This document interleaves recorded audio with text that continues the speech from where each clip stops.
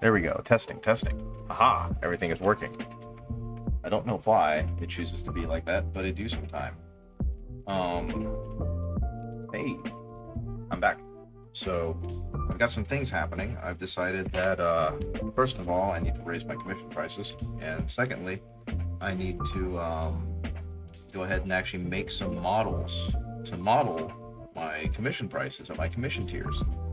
So, I'm having a little bit of a break from painting the pretty boy, who I think I might have messed up in the face. His face looks bad, and so I'm gonna have to fix that. You guys are gonna get to see it. But until then, I'm going to go ahead and work on these new commission bits. These aren't actually, they themselves are not a commission. I've decided that the pictures I have don't really accurately show off my commission levels as I want them to. So I made copies of the same mini, and I'm going to use these copies to paint at varying degrees of detail so that I can show off what level of detail you'll get if you hire me for a commission, right? So I decided that I didn't want to just stick with the Warhams because I know that I can do more than just that. So I've got this wizard guy right here. I honestly don't remember where I got him from. I'm going to look that back up so I can give him ample credit. But this amazing looking wizard, which I've got 3 of, and this Station Forge Skitari. So clearly not a true Skitari, but you know what I mean. The idea is that I can use these as a general idea of what my skill level looks like. That being said, I will be right back. I need to take my camera and use it really quickly to make a call. So one moment, please. I'll be right back.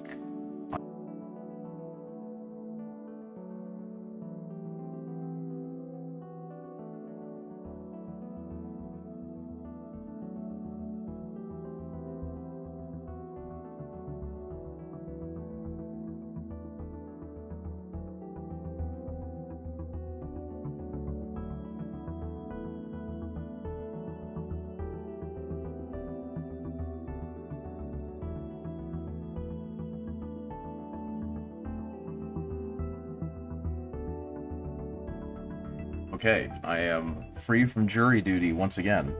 Now I need to reorient the camera, figure out how I want everything kind of to look right. So let's go ahead and do that. I think that'll work okay. Let's see, will I be able to paint adequately at that level? Yeah. That should work fine, I think. Maybe? The lighting situation is still getting to me, but it should be fine. Okay, y'all are blind right now, so let's go ahead and give you back... Bam! Nope, that's not what I want to get rid of. That's what I want to get rid of. There we go. Okay, is there a way for me to make that box have a better... I don't like... background color. Maybe... 100? 100? 100? 100? That do it? There we go. I don't know how to make it transparent. Something seems to have happened with Night Dev, and it's kind of messed everything up. So that's just going to have to be a little ugly for today. I'll fix it later, I guess. Filters. No. That's not going to help me at all. But yeah, it's going to have to be what it's going to be. But anyway, so I'm nowhere near ready. Right now I'm in the process, and I'm actually going to have another interruption in a second. I'm in the process of doing some test prints with some new resin I got over the holidays. And so that's happening in the background. It looks like it's actually about done. So I might actually have to leave one more time as I go ahead and clean off the exposure tests and see whether or not the test prints are doing what they're supposed to do. This is a 1 and a double serial. Okay, so I'm going to go ahead and get some brushes ready, and then I should be good to get started. That's good. Sponge we need. And let's get my palette ready. Now, something I probably should have done, could have done, but didn't feel like doing, was going through and giving all these guys a zenithal highlight. But to be completely honest, I didn't want to do that. I was just going to go ahead and use them as is. And hopefully this will all turn out okay. So I've got this lad here. He is a Station Forge Scavenger Ranger, and as far as I'm concerned, a fantastic looking little dude. So what I'm going to do is I'm going to paint them at the highest level of detail first, and then for each model go down a bit, right? So this isn't even the permanent base that I'm going to use. I'm going to go ahead and debase them. Debase them. Hey, Tobacco, how's it going? I'm actually going to have to hop off, not hop off, but like leave the camera for a second because I'm doing an exposure test on my new resin and I want to make sure that it's working. But I'm talking about how I'm going to go ahead and do like levels of detail with print. I'm using the same model and I'm going to go down levels of detail. So this guy I'm going to paint to the best of my ability. He's going to be what I would call parade ready. And so he's going to have a decent amount of shading. He's going to have a decent amount of, blending, non-metallic metals, object source lighting if I can do it. He's going to get a better base. And he's going to show off how much detail I can put into a model for the highest price, right? And this guy is going to be a step lower. He's going to have a little less detail put into him. He's not going to have the same degree of care, and he's obviously going to cost less, but that'll be my next lowest price, right? And I've got one that I'm going to print in a minute that is going to be the lowest level of detail that I would be willing to paint for, and that would be tabletop ready, right? So he'll have the colors, he'll have a wash, he'll have a dry brush, and I'll do something to the base. But the point is that I want to have just a clear, standardized model that I can use that will show any prospective customers, this is what you'll be getting at this price point. So hopefully that'll all look good. But in a few minutes, it looks like, in a few moments, it looks like my exposure prints are done. So I probably am going to be back in a minute after I give them a wash and see if they are exposed properly and if I'm getting good curing. Howdy, howdy. That thing is rising quite a bit. I've actually never seen my 3D printer finish a print because I usually cover it with a towel so that it doesn't get any UV exposure. But it's overcast today, so I figured we'd be okay. Yeah, so we'll see how this is going to go. How are you doing, by the way? Thank you for the raid. I do appreciate it. I'm going to get started with this guy by blocking him in. So he's going to have some baseline colors. Nothing too fancy done yet. We're going to get to see all of the cool stuff a little later. But I think I'm going to do him in the basic colors of the Mechanicus. So, oh, you had one. It was probably you, and that's fine. I just appreciate the fact that you thought of me. It was very sweet, thank you. What else do I need? Probably a brown. I'm gonna go ahead and do a bunch of darker colors. So I will actually be right back. I'm very excited. I got this new resin. I've been using Soraya Tech Fast, which is just a general, all-purpose, very good resin. But I saw that they had a tough resin called Soraya Tech Blue. And usually you can mix resins to get the properties of both. Like, resin generally is very brittle. So if you aren't careful, you can snap pieces very easily, right? And so people will mix resins with a more durable resin that costs substantially more, but you only need like a tenth of it. And that will make your parts a lot more durable. And Soraya Tech Tenacious, from what I understand, I know, right? He's been cured and everything, but that makes it so that if I accidentally touch him or brush up against him, he won't snap, which is good. But I saw them suggesting use Soraya Tech Tenacious and mix it 1 to 10 with Soraya Tech Fast, and you'll get great flex and great durability. But I couldn't buy Tenacious, so I bought another one called Soraya Tech Blue, BLU. And I just looked online to see like a tension test, a stress test between Blue and Tenacious. And it turns out that Blue is at least twice as strong as Tenacious. So I'm a little excited. I have a broken tank destroyer barrel from a die-cast metal model. Oh no. Yeah, the only way you're fixing that is by pinning it. That really sucks. I do think the die-cast models are cool, though. They have all that weight to them. But yeah, I will be right back. I'm going to go throw it in the wash and cure machine to see if the exposure test turned out okay. And if not, then I guess I'm going to have to dial in some settings. But yeah, I'll be right back. 1 moment, please. 1 second. Curious, I'm excited.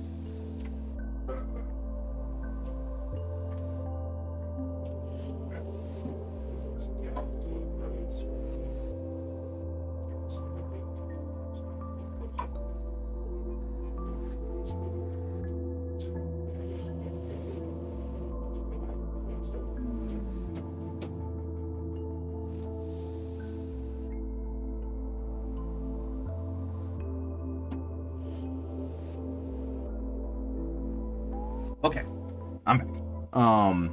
So basically, I don't know if you've never used resin before. I don't know if you know how they actually, how it actually works. But long story short is that you have a build plate that's like upside down, and it's lowered slowly into the resin vat, and then an LED light, an LCD screen, will light up on certain parts that's supposed to be the layer it's printing, and then it'll pop off the screen and then lower itself again, and then another layer happens, then pops off, another layer, another layer, another layer, until you have the full thing, right?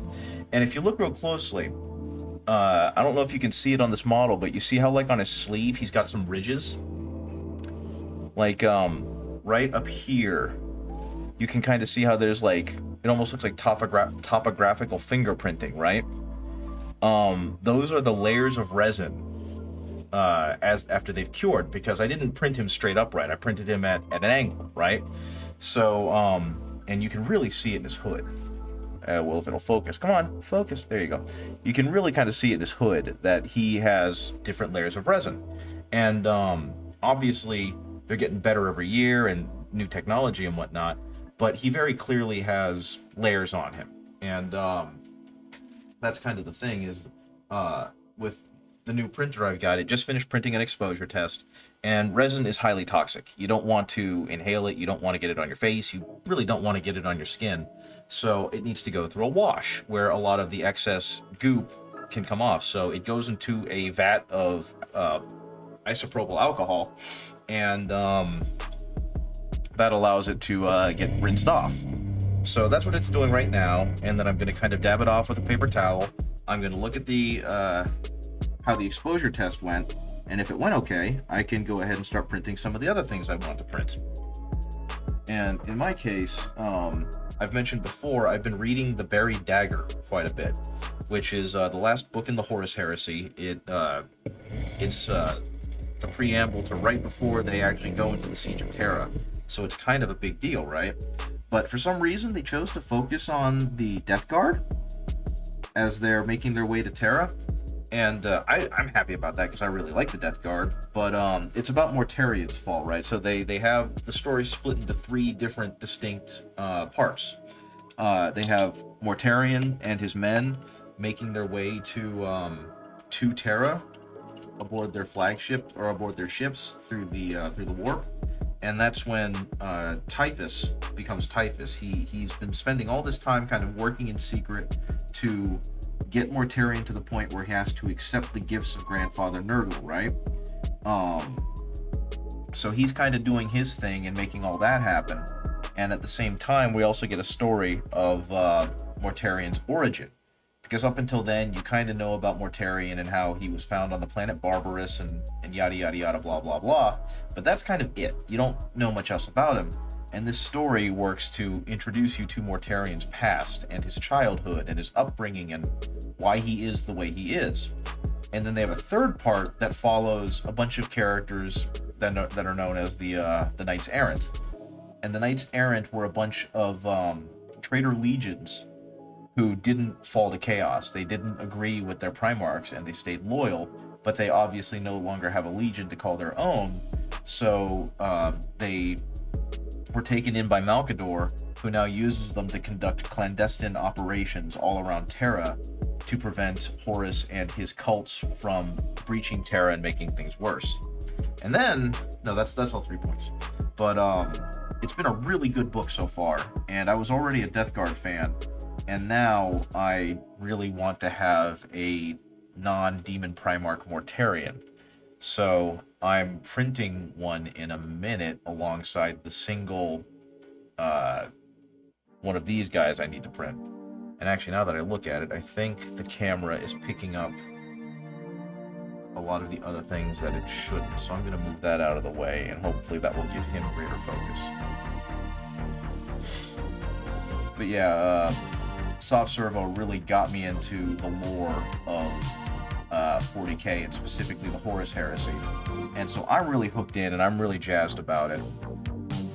I understand other people are not, but that's not going to stop me from rambling incoherently about it every chance I get.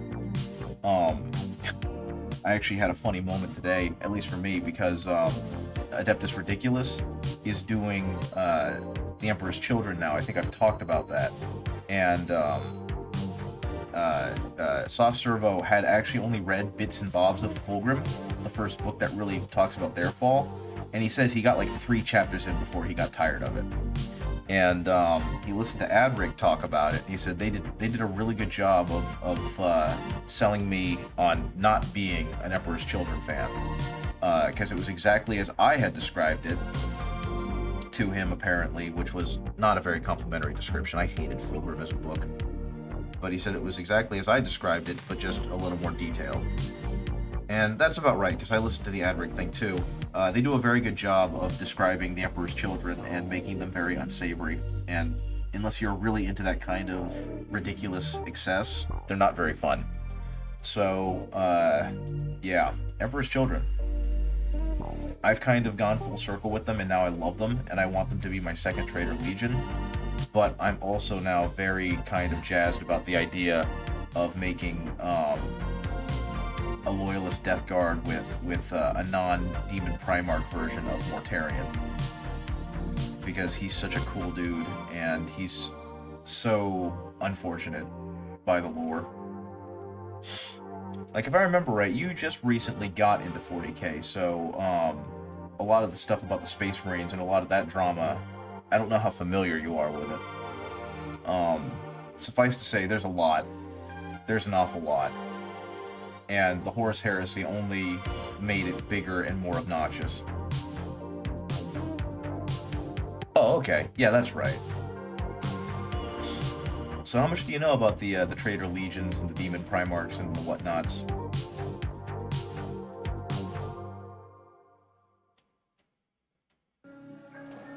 Hey Snowtwig, how's it going?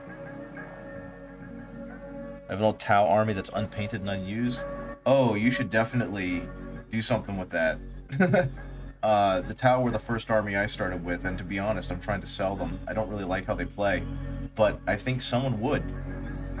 Whether it's you, or whether it's, painting's going okay. If you notice, I'm painting a completely different model today, because I took Fulgrim and I threw him against a wall.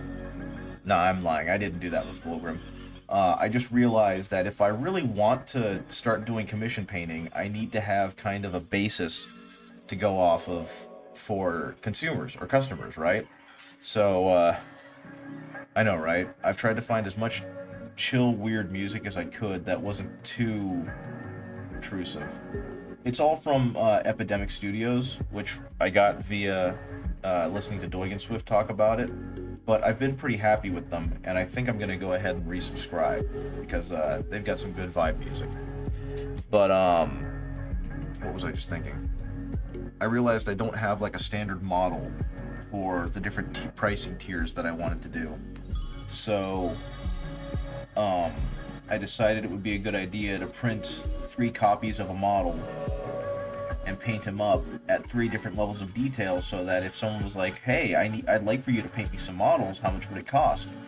I can be like, well, here's the 3 options for you. I can paint it at this level and it would be this much. I could paint it at this level and it'll be this much, or I could paint it at this level and it'll be this much. So that's what I'm working on now. Is I printed a sci-fi dude and I printed a fantasy dude, and I printed 3 copies of each. And I'm going to paint them to different levels of detail. So like this guy right here, I know, right? I was like, who would want to pay someone else to paint minis? But it is a thing, and some people make good money off of it. I'm not saying that they're rolling in dough and they're rich, but some people can, and it's because not everyone needs to have a competition piece. Some people just want to have their armies painted. So that's kind of my goal, is to provide levels of service, because I can speed paint pretty well. I've gotten pretty good at speed painting armies, but at the same time, my main goal, and this is just kind of a personal thing, is I want to become a competition level painter. So I want to get good enough that I can start entering competitions and placing. Winning would be great, but that's not what I'm thinking about right now. And that will give me some clout when people are like, "Hey, I'd love for you to paint me this Gilliman, but I don't think I really want to pay, $300 for you to paint this one mini." And I can be like, "Well, if I've won competitions or I've placed highly in them, so you're gonna get a good job." Yeah, I've some of the prices they seem ridiculous until you realize that that's their disposable income, and if that's how they want to spend it, cool. You know what I mean? People spend thousands of dollars on golf clubs. Who am I to judge? But yeah, I've already done some commission work. The one of the first sales. Yeah, I know, right? And it's even without thinking about it like that, it's that people have priorities, and for some people, this hobby is really important, and so they may not have the time to paint these models, and they'd still like them to look good, so they're willing to pay someone else to do it for them, right?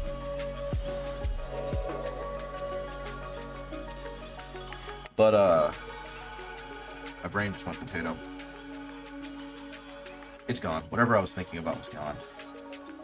But yeah, so I'm painting this guy up, and this one's gonna be one of the top tier ones. He's gonna be one of the pricier ones.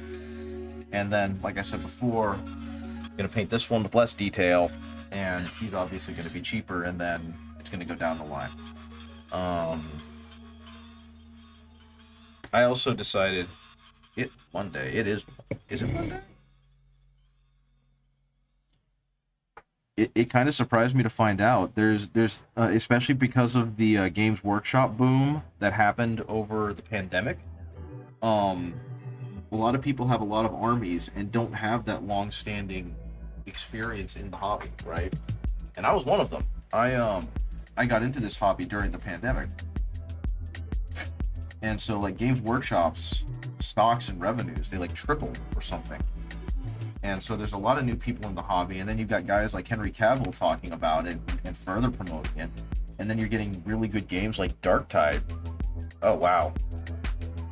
Yeah, I forgot that you're a little further ahead than I am in the calendar.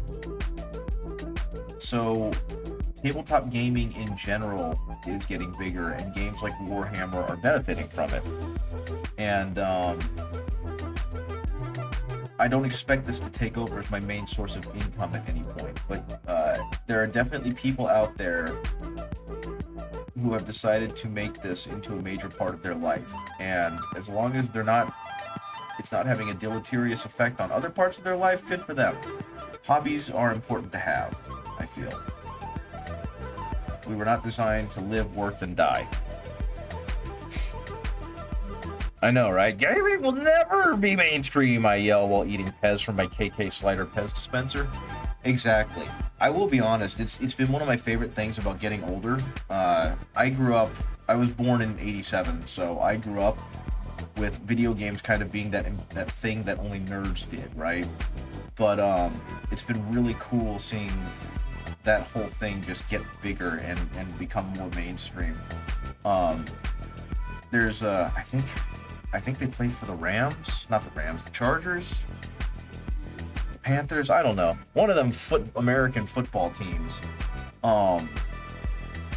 They have a running back. They have a runner named Jamal Adams, I think, or Jamal Williams. And they do introductions at the beginning of every game when the team first trots out its offense or trots out its defense, right? And usually they'll say their name and the college they went to. So you may get someone who's like, Trey Smith, Boston University. And this one guy, for his, the recorded video they had of him, he had this big, shit-eating grin, and he was wearing a Naruto headband. And he gave a name that was very clearly from Naruto, and the place that he was from was very clearly from Naruto.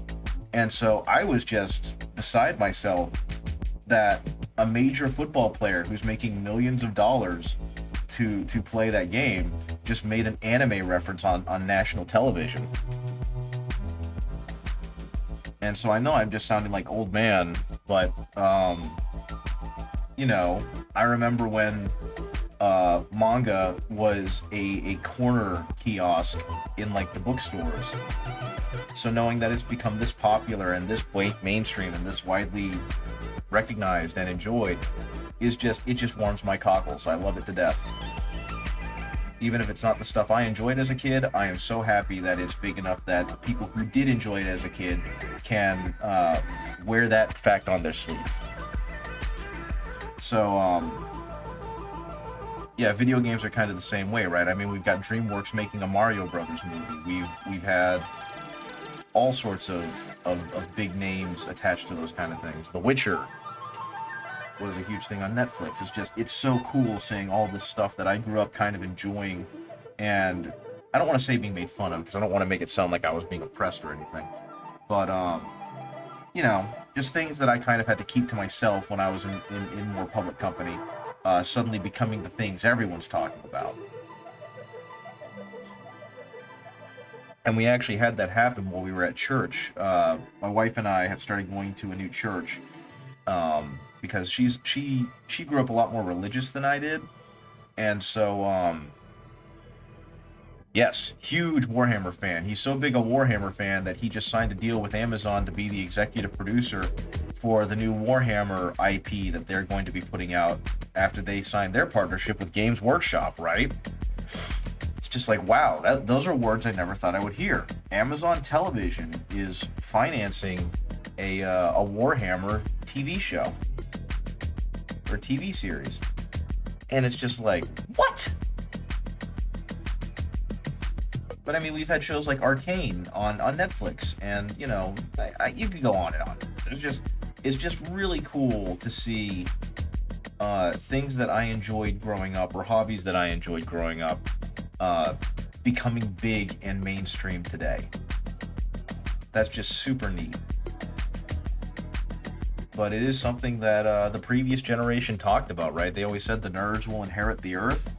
Well, maybe not necessarily, like, not every one of us are in like high-end positions or anything, but the bookish, more scholastic people, I suppose, are the ones who ended up in the jobs of influence. Like, you're not gonna find a lot of non-nerdy people selling technology or developing technology or making these types of shows. It's why things like the Marvel Cinematic Universe exists, right? It wasn't because the kids who used to bully the nerds decided, yeah, let's make these. It's because the nerds started being the writers of the TV shows. And again, I don't want to wax too philosophical because I'm not a sociologist. I'm not going to claim to understand all that stuff. But like I said, it's very reassuring. It's very fun to see this stuff become legitimized when for so long you're told it's loser stuff or it's nerd stuff. And I'll actually be right back. I'm going to go put a print in the wash and cure machine. Yeah, that is true. Like, don't get me wrong. They still exist. But there's definitely a place for there's definitely an audience and a place for the types of things we enjoy. I'll be right back. I'm gonna go ahead and put the print in the wash and cure machine, so just give me a few moments.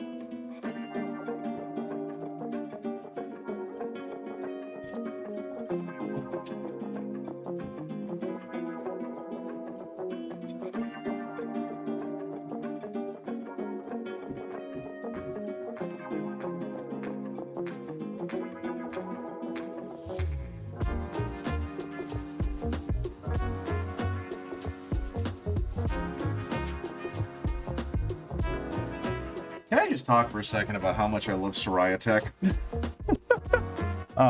This is going to be a little bit, I mean, this comes a little bit out of left field, but I just dialed in the settings for my Soraya Tech resin, and then I did some rough estimates, like, yeah, I'm going to lower the resolution a bit, or the layer thickness, and I'm going to change this, and then I did an exposure test, and it came out perfect.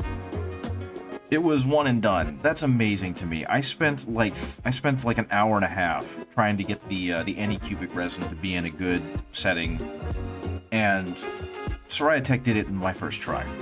I love Soraya Tech resin. If you ever get a 3D printer, a resin 3D printer, go with Soraya Tech. I'll be right back.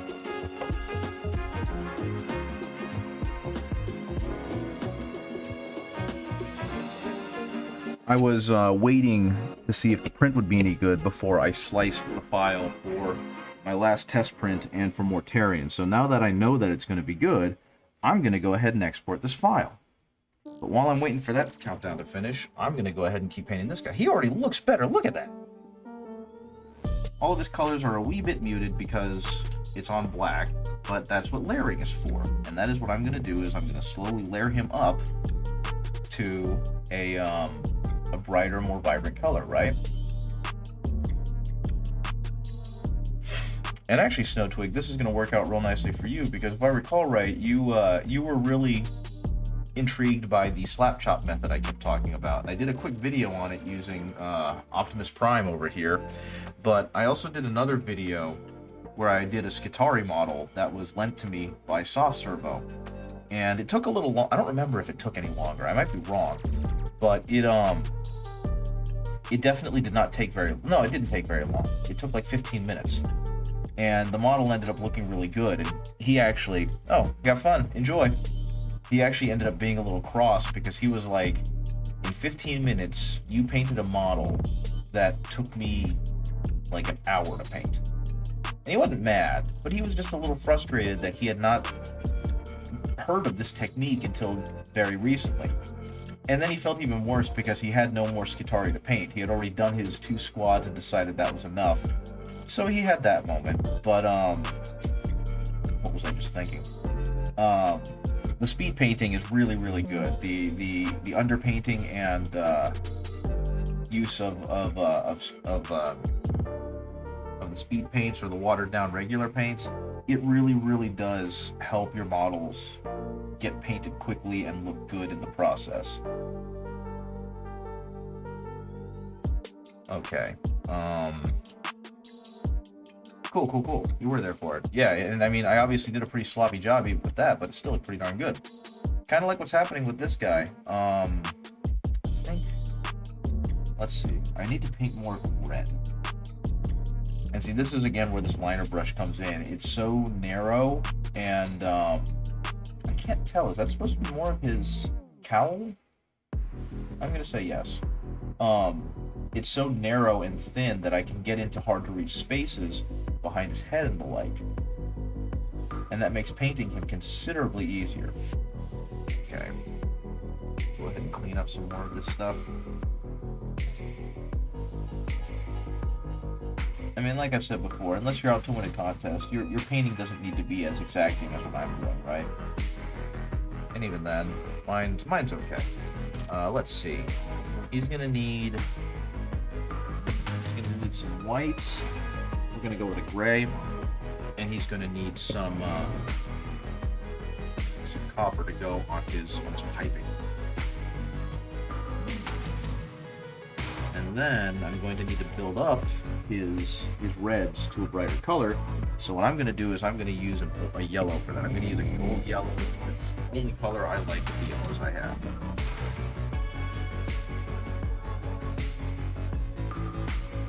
I guess my one drawback is I do have a very muted style of painting. I aspire to the day where I can get some bright, vibrant color. Speaking of bright and vibrant colors, sorry to cut myself off there. Have you guys seen the new Horus Ascended model? Obviously there's a Horus Heresy model, right? And it's an old one. It's not that good looking, I don't think. I don't like it very much. The sculptors did an amazing job, but it looks silly. I always thought he looked kind of dull in his character series. And so what they've done is, for the new Horus Heresy game that's come out, they've created new Primarchs, new versions of the Primarchs, including a new Horus called Horus Ascendant. And they're apparently going to do this with each of the Primarchs. They're going to have one for like the beginning of the Siege of Terra versus the end of the Siege of Terra. And the new Horus model looks absolutely nuts. 30K is kind of its own game, right? They do their own thing. It takes place during the Horus Heresy, yada yada, blah blah blah. But it's absolutely beautiful. I can't stop gushing about the new model. If you give me a second, where did it go? I don't need images. I need. Okay, I'm gonna need to make a new one. Browser cache. I always forget which one I want. Which one of these things I need to do. At some point, I'll remember. Browser. Oh, no, that's not what I want. I want window capture. So this can go away. That's the browser. Let's remove that. Display capture? Window capture. Yeah, there we go. So that right there is the old Horus Heresy model. Yeah, there's a 30K. It plays a little differently. Originally, with my understanding was that with 7th edition of Warhammer, they started releasing like the Horus Heresy books, and they started releasing Horus Heresy models because there was enough interest in the Horus Heresy, the whole civil war that split the empire or split the Imperium and caused 40K to happen, right? And so this is Horus. Horus Lupercal was supposedly the great general. He was the chosen son of the Emperor to lead the Imperium, right? And the biggest thing about that was that he fell to chaos. He was declared traitor and tried to kill the Emperor. And so that's what he looked like. He's a Primarch, he's in Cataphracti Terminator armor, and the model's fine. I think his expression is kind of a little, blah for what's supposed to be the ultimate charismatic leader before he fell to chaos. But that's what it looks like, right? And so the new model, the one that they released to show that Horus has fallen to chaos, he's become true evil, and he's been infused with the demonic powers, is this monster right here. Look at that model. Look at how much more dynamic that model is. Look at the beautiful paint job they did on that model. Holy mackerel. But yeah, that is Horus Ascended after he has gone through and become incredibly more evil. Yeah, I love the Primarchs. I feel like I'm part of the bad fandom that is really into that part of the fantasy, the lore of the game, but it's just too cool to pass up. That being said, I'll be right back. One more time, I'm going to go ahead and start the new print. So, one moment, please. I'll be back. Give it your knee. Wait, I never... Shame on me. I disconnected the thumb drive without actually putting the file on the thumb drive. But yeah, there's a lot of lore to this game, and it gets a little bit intense. And like I said, I will talk someone's ear off about it because I love the lore so much. I think it's great. I think a lot of the characters are great. The Black Library is a subdivision of Games Workshop. You can play all the Primarchs in 40K. Well, most of them are either dead or lost to the warp. I'll actually explain that in a second because some of them are there. One moment.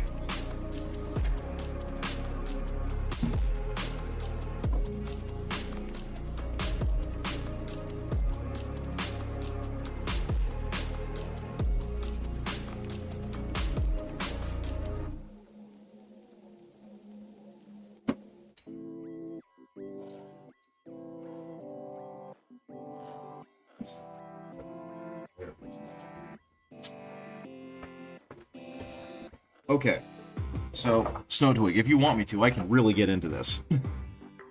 Like, I know this isn't the point of the stream, but I could definitely get into the Primarchs, who they are, what they stand for, where they are, their fates. I am a big fan of this stuff, and it's a lot of fun for me personally to talk about. So yeah, just be warned, I can go. It's become to the point where I almost feel like I could teach a college course on this stuff. Okay, give me a second. I've got to arrange the pictures. Boom, boom, boom. Oh my gosh, that's what they were doing. They were putting them in order. Those silly goons. Okay. I feel dumb for just realizing this. On the browser, they've or on the Games Workshop website for the Horus Heresy, they have all the Primarchs, and for the longest time, I didn't understand why they were in the order they were, because it's like they're not in alphabetical order, they're not by release date, what's going on? They're by their Legion number, and now I just feel kind of doofy for not realizing it.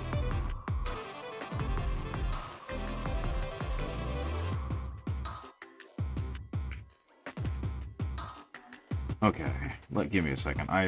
I'll get back to painting in a second, I promise. Okay.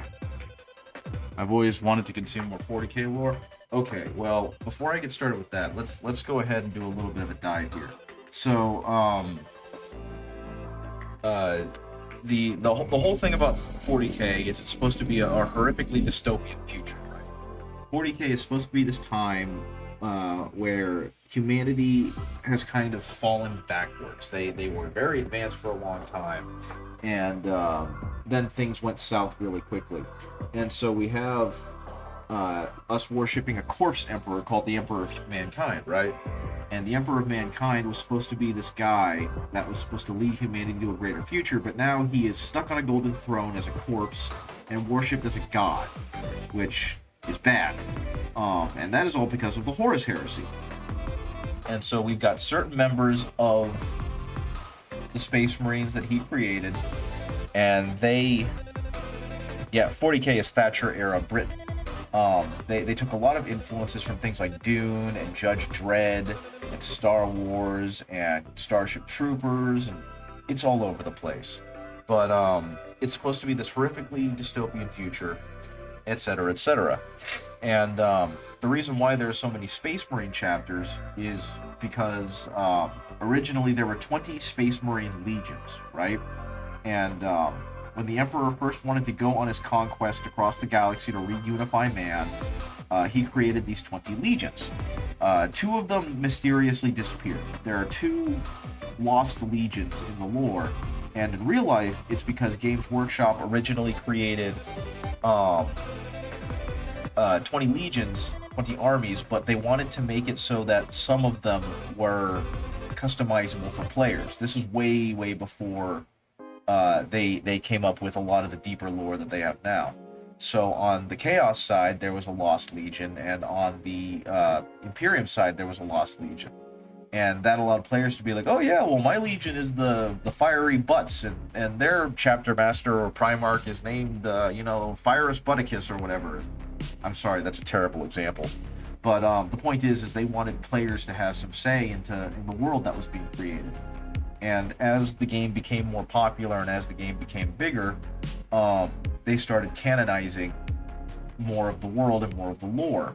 And part of that was that 2 of the legions mysteriously vanished under secret circumstances. No one knows what happened to them or why, just that no one speaks of them. Right? So there were 18 other legions. And as they're finishing up conquering the galaxy, as they're finishing up unifying the entire galaxy under humanity, the Emperor steps away. He no longer leads the charge. He no longer acts as the commanding officer who makes all the decisions, right? He goes back to Terra. He goes back to Earth proper and leaves Horus in charge. And he declares Horus to be the War Master. And so Horus was like the most charismatic. He was the most approachable, the most personable of the Primarchs. And he was also a tremendously talented general and diplomat and this, that, and the other, and yada, yada, yada. Just everything you could think of. But unfortunately, at one point during a diplomatic mission, because they find a version of humanity that they think they can actually ally with, he ends up like having a horrific diplomatic disaster and ends up having to exterminate them, and it begins to visibly wear on him. And during that whole process, he finds out about another rebellion at a planet that he thought he had pacified. So he goes back there, increasingly kind of losing his mind and getting increasingly frustrated with the situation, to find that the governor left behind has become this horrible plague thing that then fights him and stabs him with a weapon that seems to be cursed of some kind. And they live in this Imperium that believes in facts and logic and is trying to get rid of superstition, so the idea of a cursed weapon is silly. But it wounds him. It horribly wounds him, and he begins to die. And while this happens, he is visited by chaos, which is this, idea of entropy and of destruction and of, chaos. And in that, he's shown this future where humanity is led in this dystopian, horrible, religio-fascist society, and it's all run by his father. And in the process, apparently, 9 of the legions were forgotten about. They are not worshipped. They are not celebrated. It is just the God Emperor of mankind and 9 of the legions, right? And he's basically shown 40k. And he decides that he is going to rebel against Father, because clearly Father is trying to ascend to godhood after spending hundreds of years telling everyone there are no gods. And at this point, he's also clearly being influenced by chaos and by demons. So that's the Horus Heresy, is him rebelling against the Emperor with 8 of his brothers, and eventually ending up with him and the Emperor fighting in a duel to the death, with the Emperor deleting Horus from existence, and Horus, or the Emperor himself, being mortally wounded and put on the throne. That was kind of rambly, and I apologize. But that's kind of why we are where we are today. During that whole thing, a cult of the Emperor started appearing because humanity started believing that for someone to be as great as the Emperor, they clearly have to be a divine being, even if they deny it themselves, because isn't, denying divinity a sign of divinity? And in the 10,000 years after he's interred on the Golden Throne, as things continue to break down, the cult of the Emperor becomes bigger and bigger until it becomes an official part of society, right? But going back to the Horus Heresy, all the Primarchs were a part of it. They all had their own roles to play, and that was where they kind of really got to dive deep into the culture of each of the legions, of each of the chapters. They were called legions at first, but then they became chapters. And that was because after the Horus Heresy, Rabute Gilliman, the Primarch of the Ultramarines, insisted that we can't have another Horus Heresy. We can't have another event where one charismatic figure manages to unify under a banner and create the kind of chaos and destruction that Horus did. And obviously, it was a Primarch, so we can't let this happen with Primarchs and the Space Marines.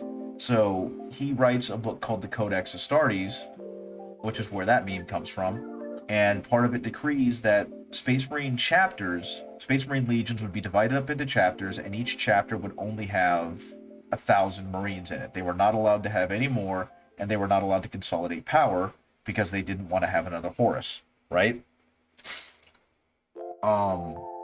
But anyway, going back to the legions as they were. That's why we have successor chapters. That's why, like, the Crimson Fists are a successor chapter to the Imperial Fists, and I can't think of any other ones because I'm done. The Flesh Terrors are a successor chapter to the Blood Angels and whatnot. That's what successor chapters come from. Is any of this making sense, or am I just rambling and incoherently at this point? Probably the second one.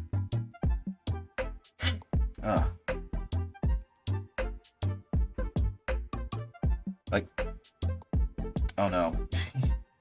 Okay, well, that's good to know. I accidentally asked a binary question and you guys said yes, so I'm not sure which one it is too, but I'm assuming it's that I'm making some degree of sense. But the Emperor, without really telling anyone, realized the nature of chaos. He realized the nature of entropy and destruction, and how it was inherently bad. And he theorized, he believed that the only reason that shit existed is because we believe it to exist. If we believe that there's a god of death, that if enough people believe there's a god of death, then there's going to be a god of death. If enough people believe there's going to be a god of war, then there's a god of war, right? And the more souls that believe it, the more powerful that entity is. And so part of the reason he went on his great crusade was to eliminate chaos, was to get rid of the idea of chaos and introduce a completely atheistic society that would no longer believe in such a thing and erase them from existence. And then he could have everyone ascend, and everyone would be as powerful as him and live in perfect harmony. The orcs have more of a real world application of it, right? They have minorly psychic powers, and so if they, as a gestalt, believe something, then it tends to be true. And it's also taken to like really weird, humorous ends. So like if a single orc says that a piece of wood in a tube is a gun, it doesn't suddenly become a gun. Enough orcs around him have to believe that the technology works for it to work, which is a little bit more direct an application of that. But the Emperor was also wrong, by the way. It wasn't just because people believed that chaos existed that made it exist. It was because, as a concept, it being acted on makes it exist. So blood and violence and combat, whether you believe in Khorne or not, feeds into Khorne and allows him to exist, right? Death and rot, decay and rebirth causes Nurgle to exist, whether or not you believe Nurgle exists. You know, lust and hedonism and excess feeds into Slaanesh, etc., etc. So they don't necessarily have to be like, yes, I believe in Slaanesh. They could believe in Aphrodite, the goddess of love, and Dionysus, the god of wine and partying, and just really worship those two gods. And guess what? They're feeding into Slaanesh as a concept. But at the same time, it's not just evil, you know what I mean? The idea of love and affection and joy are also Slaaneshi concepts. It's just that the grimdark future is awful, and so those things tend to be overshadowed by the more negative aspects of that idea, right? Golly, where am I going with this? But anyway, the Emperor falsely believed that if we eliminated all thoughts of faith and religion and that kind of thing, then he would be able to eliminate the idea of chaos, and chaos would cease to exist. And so he spread through the Imperium trying to create an atheistic society, and very clearly failed. But that's why things are the way they are now. And a huge part of that was because of his Primarch son, Lorgar. Lorgar was a whole bitch. Sorry. Lorgar was, actually, I need to go back further. Here's the problem with 40k lore. Every time I think I've reached a floor to get a baseline of understanding, there's more. There's always more. The Primarchs. So, in his attempt to unify the galaxy, especially with all the hostile forces out there, the Emperor realized he was going to need help. And so he through a serious amount of genetic engineering and science and probably a little bit of work fuckery, he created the Primarchs. And while they were still gestating in their tubes, in the little birthing tubes, they were taken by Chaos and yeeted into the galaxy. Because Chaos did not want him to do this. Chaos does not want to cease to exist, right? And so he unified Terra and then realized he needed to go out and find the Primarchs so that he could continue with his great crusade. And they all landed on different planets, and each planet had a different environs to it. It had a different culture to it, right? And as with traditional sci-fi, each planet was kind of the planet with hats, where like they had one dominant trait about them. And that influenced how the Primarchs all grew up and developed. Like, Gilliman grew up on a planet that happened to be very well structured. They had a very Roman-type Senate and culture and believed in democracy. And so he became very big on organization and logistics and, you know, basically being what a good tactician would become, right? and he ended up ruling over what became known as the Ultramar system until the Emperor made it there. But the first one to be found was Horus. Horus was found on a planet called, oh my god, Chthoniya. And Chthoniya was a resource-starved planet that had a lot of like gang activity and violence and brutality. And Horus grew up in that culture, but he also, if I recall properly, he managed to conquer it and make it into something better. But he and the Emperor became very close because he was the first one found, and he was charismatic, and he was good at his job, and he believed in the Emperor's cause, and whatever else. But each of the other Primarchs were found that way. And if you give me a second, I can actually start pulling them up and going through each of the legions and who they are and like their characteristic and where they are currently, if you would like me to. My nose is ready. I have the allergies.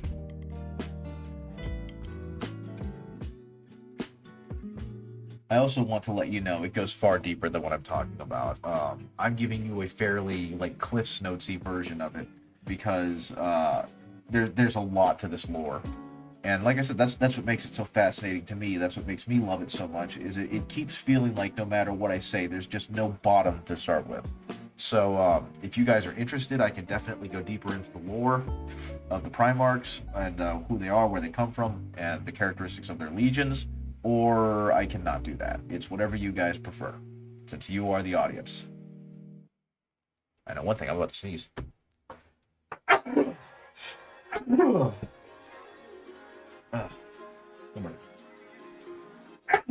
Yep, there we go. Okay. Okay, I need a little bit more. A little bit more of the metallic color.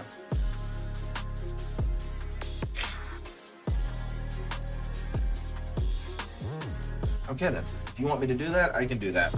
Give me a second.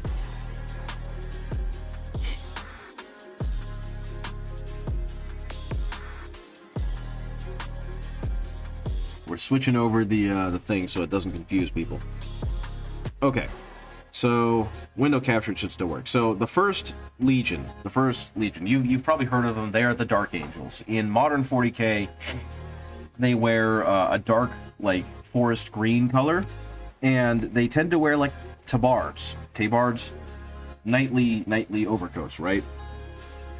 And they are the first Legion. In their lore, they have access to like secret technologies, things that weren't given to other chapters. And their Primarch was named Lionel Johnson. And Lionel Johnson was supposedly an amazing tactician. He was an amazing leader. Was not much of a people person though.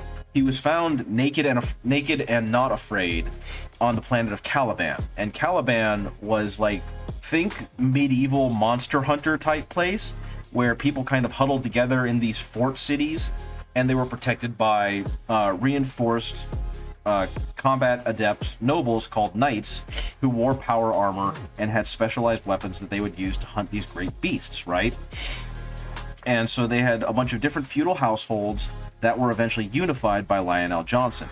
And after he finished unifying them, like right after he finished unifying them, the Emperor showed up and introduced him to the Imperium and the Space Marines and yada yada yada. Lionel Johnson had great pride in being the first chapter. He wasn't the first one found, but he was considered the first Legion, right? And so the fact that they were entrusted with incredibly difficult missions, the fact that they were so successful all the time, the fact that they were entrusted with incredibly secretive technology gave him a lot of pride knowing who he was and what responsibilities he was given. At the very beginning of the Horus Heresy, his father, his adoptive father, a man named Luther, who in any other reality would have been the hero of Caliban, betrayed him. Because he realized that Lionel Johnson was going to put the Imperium first all the time. No matter what, the Imperium was going to be first, and Caliban, because of that, was going to always be second or third in priority, right? So he, over a period of decades, before the heresy and then during the heresy, began training loyalist forces to him on Caliban while Lionel Johnson was off campaigning, right? So they had a schism where some of the Dark Angels fell to chaos with Luther, while others remained fiercely loyal to the Emperor under Lionel Johnson. And I'll be honest, my knowledge of Dark Angels is not very good. I've read a couple of their books from the Heresy, but I kind of don't like them very much. They don't interest me a whole lot, so I haven't spent a lot of time really researching them. But from what I understand, Luther gravely regrets what he's done and is still imprisoned in their fortress monastery called the Rock. And Lionel Johnson, for some reason, is asleep. He is asleep in the Rock and is waiting to awake. And so the rumors of him awaking for 10th edition are a big deal, because he has been asleep in the Rock for pretty much the entirety of the 40k lore, as far as I know. That's why, like, the big talk of the Lion is coming back has been a big deal recently. So that is Lionel Johnson and the Dark Angels. I don't know how they play on the table. They apparently have a lot of good stuff with Terminators. They apparently have a lot of good stuff with plasma weapons. So if you like those things, then play the Dark Angels. But in the 30k and the Horus Heresy, they didn't have a whole lot of a role, because they spent most of their time out in the void trying to fight the Night Lords, who we'll talk about later. You can actually see Lionel Johnson taking a swing at a couple of them in his Primarch picture, or in his Primarch pose right there, right? Okay. Give me a second. The next one is the Third Legion, and that is Fulgrim and the Emperor's Children. Moment. Neat. The Emperor's Children are like the perfectionists. They were gosh, what am I thinking? They were very hoity-toity. They mostly recruited from the families of nobles. They themselves were very good at diplomacy, and were known as incredibly skilled fighters who tried to make everything aesthetic. You know what I mean? Everything had to be beautiful. Their armor had to be beautiful. Their forms and their combat had to be beautiful. They just had to look the best to be the best. And a big reason for that is that Fulgrim was found on a planet called Chemos. And Chemos was basically a resource-starved wasteland with no culture. There was no time, because everyone was too busy just trying to frickin' survive, right? And when he was found, instead of just being, killed because he was an extra mouth to feed, they realized that he was something special. So they raised him, and he eventually, through just like his brilliance and his insight, managed to make Chemos into an incredibly, wonderful world where they were actually able to start having culture, right? And then the Emperor found him, and he rejoined the Imperium. But what he found out when he got there is that whereas most legions had several tens of thousands of legionnaires, like the Ultramarines at the height of the Horus Heresy had something like 280,000 or 300,000 legionnaires, the Emperor's Children had barely a few hundred, or barely a few thousand. The Lion is awakening. I know, right? I'm very excited for the Lion to come back. I'm curious to see how he's going to interact with Gilliman after reading through the Unremembered Empire and all that stuff, because they were not very good at interacting with each other. But oh, by the way, welcome, Current Dog. Good to see you. Thank you for joining. I'm right now painting up some commission level paint so I can have examples of what my paints look like, or my prices look like. But I have a couple of regulars who, they aren't super involved in the lore in the same way I am, so I'm giving them a quick rundown on the Primarchs so that they can have a better understanding of that. I can't wait for I hate to use this word, but it's the best word for him. I cannot wait for the Rape Snake to return. and I'm about to get into that. I have not explained Fulgrim to these guys, and I am excited for them to find out about how just absolutely friggin' terrible Fulgrim is. So Snowtwig, have I talked about Fulgrim at all while you've been on the stream? I do not recall for the life of me, and I hope the answer is no, because Fulgrim is one of my favorite demon Primarch, one of my favorite Primarchs. He's such an asshole in all of the best ways. Fulgrim sucks and is an incredibly wonderful villain. Okay, so like I said, Fulgrim was the Primarch of the 3rd Legion. When he got back to see his Legion, he found out that they were woefully undermanned because there had been a defect in the gene seed. So creating new soldiers was incredibly difficult and risky. And so he stood in front of his men and he gave them an impassioned speech about how he was going to raise them back up to greatness, and how, you know, they were going to be just as worthy as their brothers and the other legions and yada yada. And apparently the Emperor was so pleased by his speech that he awarded Fulgrim as the only legion that was allowed to wear the Imperial Aquila, the double-headed eagle, on their armor at the time. And so Fulgrim had it in his mind from the beginning that he needed to prove how great he was. He needed to prove that he was worthy. He is mentioned in Abbott in the new Abaddon book. Yeah, I know. I'm so excited. So yeah, in the new Black Legion book, the new Abaddon book that was being released for the campaign, at one point Abaddon sees Fulgrim in, like, I guess, a warp communication, and he's so disgusted and frustrated with whatever the hell Fulgrim's doing that he almost stomps a hole in the floor, because Fulgrim sucks, and it's great that Fulgrim sucks. But anyway, Fulgrim has this issue going throughout the heresy, and falls to it fairly early because of his intense desire to be better.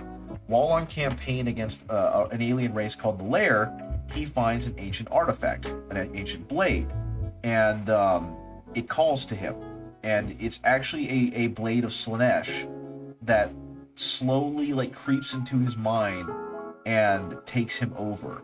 And he just doesn't realize it, right? And so eventually he participates in the Istvan atrocity, which is where a bunch of loyalist Marines are killed, a bunch of loyalist legions are taken out of the fight before they can realize what's going on.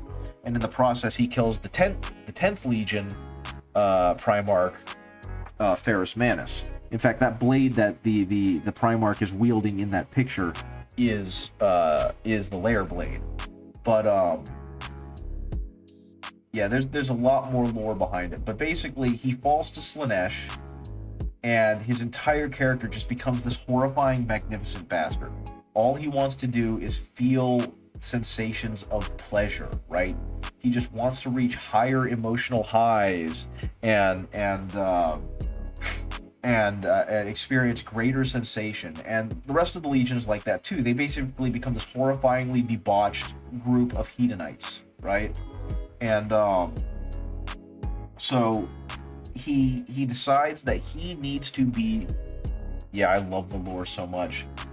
He decides that he needs to be even better, and so he convinces his brother Perturabo of the fourth legion, to accompany him into an area of warp space, so he can find the Angel Exterminatus, which is supposed to be this god-killing weapon, right? And lo and behold, he ends up betraying Perturabo, trying to kill him, and using his essence to ascend to Demon Primarchhood. And Demon Primarch Fulgrim is definitely a thing.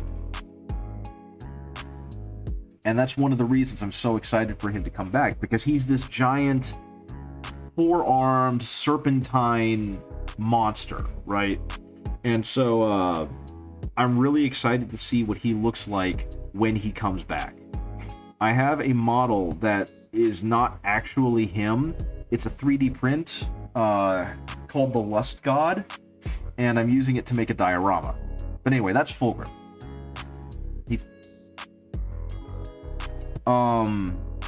I don't know the exact numbers. There were definitely Gray Shields that stayed loyal. The Death Guard were definitely one. The Death Guard under Nathaniel Garrow stayed loyal to the Emperor, and they fled Istvan III, the Istvan atrocity, on the Eisenstein, which is the book The Flight of the Eisenstein, which is one of my favorite books, and also one of the books that made me into a hardcore Death Guard stan. So I'll get to them in a bit. But there are definitely loyalist Emperor's children. One of the funner parts of the lore is that there are very clearly allusions to traitor legions in some of the newer things. Like the Sons of the Phoenix are an entirely Primaris army, and they have an emblem very similar to the Emperor's Children, and they wear white and purple with gold trim instead of purple and white with gold trim. And yeah, they're very clearly Emperor's Children, but they are a successor chapter of the Imperial Fists, which makes no sense. So clearly Belisarius Cawl has been messing with traitor Gene Seed and just doesn't want to admit it. And that's what makes it fun. Well, that was at the very beginning. At the very beginning, there was only 300 in his legion. He was able to eventually expand the Gene Seed and grow bigger and grow into a proper army. I think some of the estimates show that the Emperor's Children had like 60 to 70,000 by the time of the heresy. So he wasn't stuck at 300 for the entirety of the heresy. That was just kind of when he started and first found his legion. But that's the Emperor's Children in a perverse nutshell. They are the guys who have the Noise Marines. They have Fabius Bile, who's like this horrible flesh sculptor. They have a lot of fun with their horribleness. One moment. Goodness gracious, what's going on?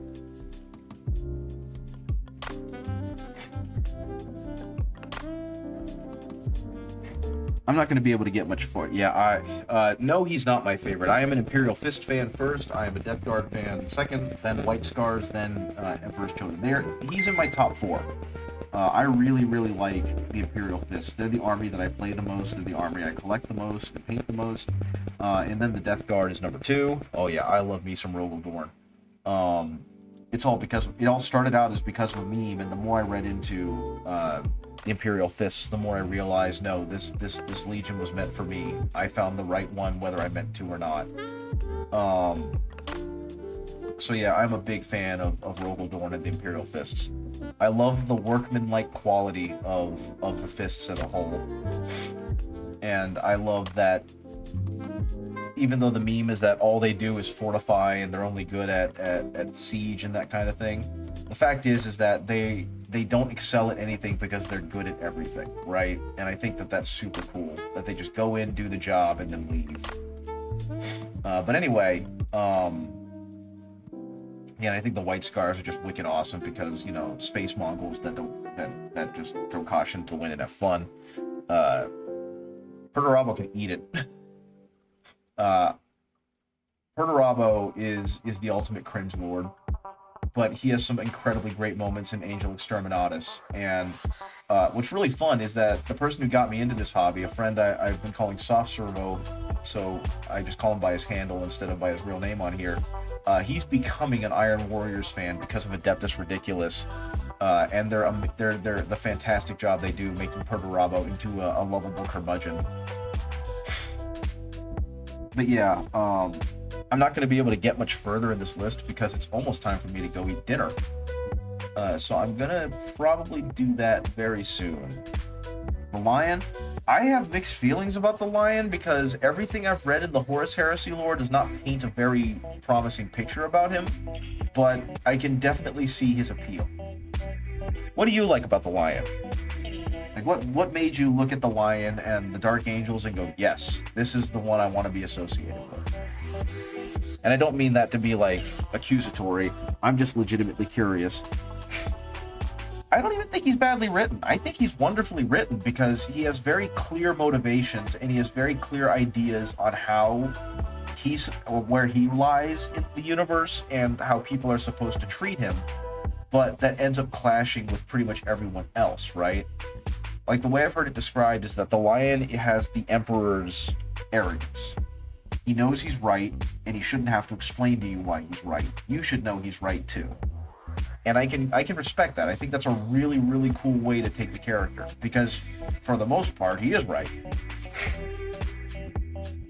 Okay, Snowtwig, you go on to bed. I can finish this up some other time. I am very willing to talk about the lore at any given point. Yeah, the Medieval Knight thing is awesome. I loved the two Horus Heresy books that were about what, or like not the two Horus, the first Horus Heresy book about the Dark Angels, because it felt like I was being taken to a whole nother world. I think what was the first one called? Descent of Angels. It was such a good book, and it introduced like Zahariel and Nemiel, and it did such a great job of making me feel like I was reading about this whole other existence. And then when the Imperium got there, and it was just such a, it was like in a good way, it was so jarring to see them go from steampunk medieval knights fighting these giant monsters and dealing with this, that, and the other, to, oh my god, there's an Imperium, there's power armor, like real power armor. There's, yes, the Lion's unerring loyalty, and the way he chooses to go about that, because again, he knows he's right, is really cool. Like, I absolutely love how the 40k lore, 30k lore, and the 40k lore makes everyone into something to be admired, right? Like, you can find something to sympathize and love with pretty much every Primarch and every Legion. That being said, it's like 6:30 where I am, so I better get going. I need to eat dinner. Thank you so much for joining me. I do really appreciate it. This guy is definitely going places. I think I might have hyperfixated on his cloak a little too much, but it looks pretty darn good. The weathering is looking great. So I'm going to continue working on him and see what I can do with him. And I guess I'll catch you guys later. I stream at like 7 in the morning too for a little while when I have time. But for the most part, I stream in the afternoons and early evenings where I live. So if you want to catch me again, that's where you can find me. Otherwise, guys, have a great evening. Have a great rest of the day. Get some sleep, please. And I'll see you later. Bye-bye.